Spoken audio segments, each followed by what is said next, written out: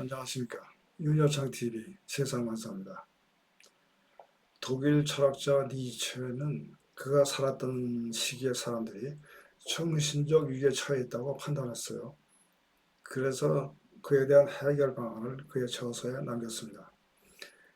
이런 그의 생각은 그의 후대 사람들에게 큰 영향을 끼쳤습니다. 니체가 어렸을 때 아버지가 돌아가셨어요. 거기에 대해서 니체는 이렇게 적고 있습니다. 나는 어려서 죽음의 의미에 대해 잘 몰랐으나 아버지를 다시 볼 수 없다는 생각에 크게 울었다. 나는 아버지 없는 아이가 되었고 엄마는 과부가 되었고 우리는 가장을 잃었다.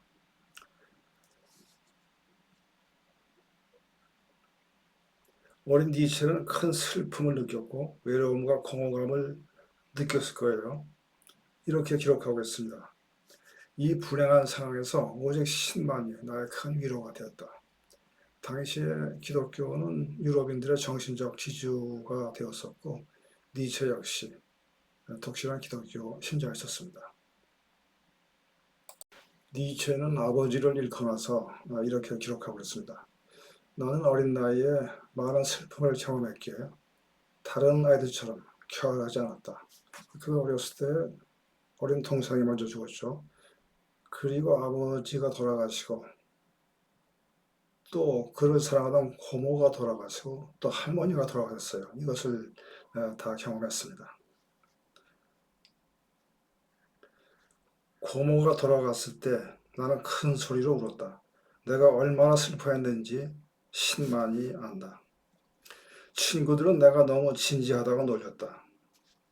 친구들이 아마 그랬을 거예요. 너 왜 그렇게 진지한 얼굴을 하고 있니? 너 세상 걱정 너 혼자 다 하고 있는 거냐? 뭐 그런 식으로 아마 얘기했을 겁니다. 나는 어렸을 때부터 고독함을 찾고 이때 편안하게 느꼈다.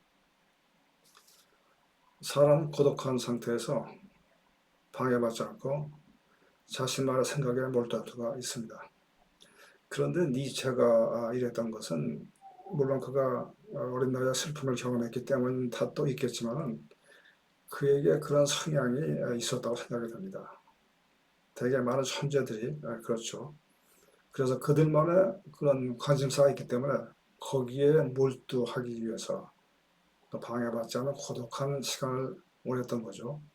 그런데 이것은 정도의 차이는 있지만은 모든 사람에게 이런 시간이 필요합니다. 사람은 사회적 동물이기 때문에 다른 사람과 어울려서 뭔가를 해야 합니다. 그런 과정에서 서로 주고받으면서 피처의 필요를 충족하게 되는 거죠. 그런데 이런 사회적 상호작용이 사람을 지치게 할 수가 있어요. 그래서 휴식의 시간이 필요합니다. 혼자 있는 시간이 그런 역할을 합니다. 그리고 사회적 요구에 자신을 다시 설정하는 그런 역할도 혼자 있는 시간에 할 수가 있습니다. 마치 컴퓨터 작업할 때 작동이 잘 안 될 경우에 껐다 키면 또 이게 잘 될 수가 있죠. 그런 식입니다. 그리고 어떤 창의적 노력이나 영감이 필요한 경우에 역시도 혼자 있는 이런 고독한 시간이 필요합니다. 니체의 경우는 여기에 해당이 된다고 봅니다.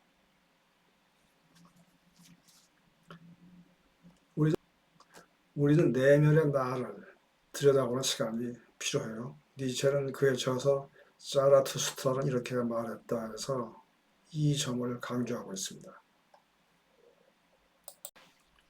세계적인 패션 디자이너의 이태리 사람 조지오 아르마니가 있습니다. 우리나라에도 잘 알려져 있죠. 이 사람 옷이 국내에도 들어와 있습니다. 아주 세련되고 시대를 초월한 그런 미적 감각으로 유명한 사람이다. 이 사람은 사람들하고 잘 어울리지 않아요. 아주 내성적인 사람이다. 단지 그의 디자인이 그를 표현하고 말해주려고 노력을 합니다. 기술에 대한 헌신적인 노력이 대단했고 트렌드를 예측하는 능력이 그를 성공적인 패션 기업을 이룩하게 했습니다. 그것 위한 성찰과 조용한 시간이 그가 필요했던 거죠.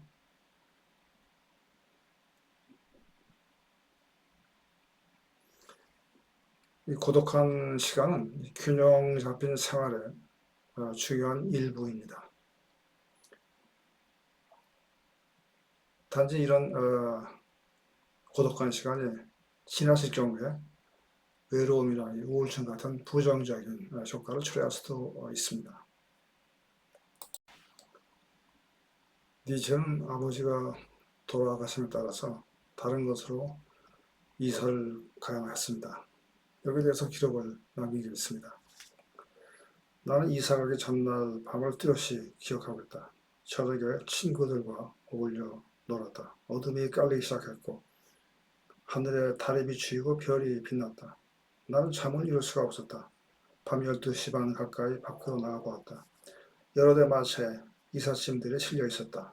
니체는 다른 곳에 가서 산다는 것을 상상할 수가 없었어요. 자신의 어렸을 때의 기쁨과 고통이 남아있는 곳, 마을 사람들이 사랑과 우정으로 자신을 대했던 그런 곳, 거기를 떠난다는 것이 얼마나 고통스러운 일인가 그렇게 쓰고 있습니다. 새로운 곳으로 이사를 가게 되면 또 사람을 새로 사귀어야 됩니다. 문제는 이 사람 사귀는 과정이 간단하지 않다는 데 있습니다. 사람의 내면 세계는 마치 양파 같아서 껍질을 하나씩 벗겨내고 마지막 껍질까지 벗겨내고 자신을 내보내기까지, 자신을 내보이기까지는 시간과 많은 노력이 필요하다는 것입니다. 신뢰를 쌓고 안전하다고 느껴야 하죠. 경험을 공유하고 공통점을 찾을 때 이것이 가능합니다. 서로 살아가는 이야기를 하면서 공통 관심사를 찾기 위해서 노력을 해야 합니다. 누군가를 알아간다는 것은 이렇게 시간과 에너지가 필요하기 때문에 니체는 어린 나이에 이것을 걱정하고 잠을 제대로 이룰 수가 없었다고 기록하고 있습니다. 그러니까 사람이 이사를 간다는 사실은 이게 참 스트레스를 많이 주는 일입니다. 집이 없는 경우에는 항상 정든 집에 대한 상실감을 두려워하며 살아야 합니다. 이사 간다는 것은 살고 있던 정든 집을 생각하며 슬픔을 느끼게 할 수가 있어요. 행복한 추억이 담긴 집은 더욱 그렇습니다. 새로운 공간에 대한 낯설음, 불안감이 생길 수가 있고 이때 상당한 스트레스 요인이 생깁니다. 반면에 자기 집을 소유한다는 것은 내 삶을 내가 통제할 수 있다는 그런 안도감을 느끼게 됩니다. 내 집을 소유한다는 것은 이러한 안정감을 갖게 합니다. 내 집을 소유한다는 것은 이렇게 안정감을 얻게 됨으로써 행복으로 향한 첫 걸음이 될 수가 있습니다. 이 사람이 살아가는데 많은 에너지가 필요해요. 그런데 안정감을 확보함으로써 에너지가 절약이 될 수가 있죠. 그래서 자녀 양육이나 기타 삶에 필요한 그곳에 에너지를 투자할 수가 있습니다. 지금 평생 저축해서 집을 사기가 어려운 상황이기 때문에 아무리 연끌해서 집 사면 위험하니까 하지 말라고 얘기를 해도 살 수밖에 없어요. 그렇게 함으로써 미래를 위한 장기적인 계획이 가능하기 때문에 그렇습니다. 이 집 문제는 정부에서 배려해야 합니다.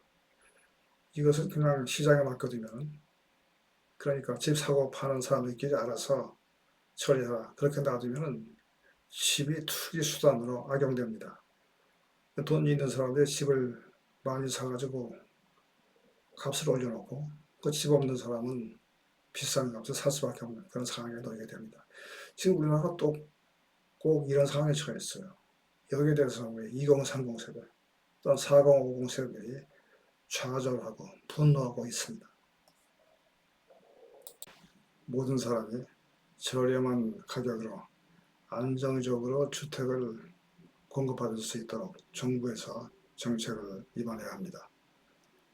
공공주택 프로그램을 세우면 이 문제가 해결됩니다. 유럽에서는 다 이렇게 하고 있어요. 정부나 지자체가 주택을 직접 소유 관리하고 저렴한 임대료를 유지하기 위해서 정부에서 재정 지원을 하는 방안입니다. 내년에 정부 예산을 보니까 공공장기 임대주택, 20년 임대주택을 공급한다고 예산안에 들어가 있어요. 이것을 대폭 확충해야 합니다. 그래서 이렇게 안정적인 주택 공급을 함으로써 사회 안정을 이룩할 수 있어야 합니다. 오늘 말씀 여기까지입니다. 함께 해주신 시간 감사합니다.